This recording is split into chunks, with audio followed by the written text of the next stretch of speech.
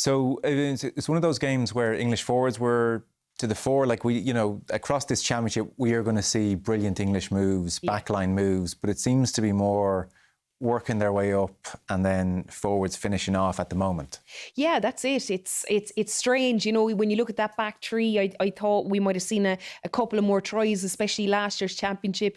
They were elusive, they were constantly scoring, but I think these forwards want to get their hands on the ball. And even to say Rosie Galligan, as we say, and Boderman, these players aren't even guaranteed their spot. Galligan didn't play last week, can come in and give a man of the match performance. So they're interlinking the Carson from the bench.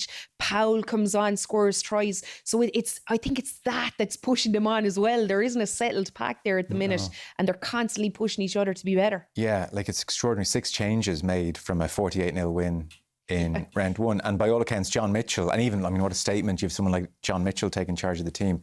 He had told players in advance of the tournament, you're playing round one, you're playing round two. He may have the whole thing mapped out, and then he'll pick his best team for France in round 5, very possibly. I don't know. But there's nobody else playing that level of chess across this championship. No, I don't think so. But look, it's just the availability of players he has. And I suppose he wants to see a lot more. They'd be disappointed with how the World Cup went. They obviously wanted to win that. So they're building towards that. And to have a bench, to know your best squad, to have these players set, combinations are a little bit off. I think Grace spoke about it at the start. When you make that many changes, it takes maybe 10, 15 minutes for them to settle into a game.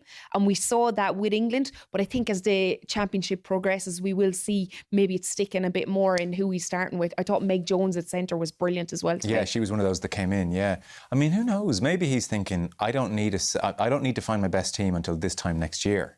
World Cup next year, next 6 Nations, then we might start thinking about nailing down those combinations. I don't know what the best way to do it is. I'm sure some players are saying, come on, if I'm going to be playing with her in a World Cup final, can we play together a bit more often instead of the chopping and changing? That's the balance, I guess. Yeah, even though you might score a hat-trick and you mightn't start next week, I suppose it's that as well. You don't know, you could put in the performance of your life and you mightn't even get on the squad the next week. But look, that's the way it is for them. That's the luxury, yeah. John says, thanks very much. That's why it's so tough to cut you.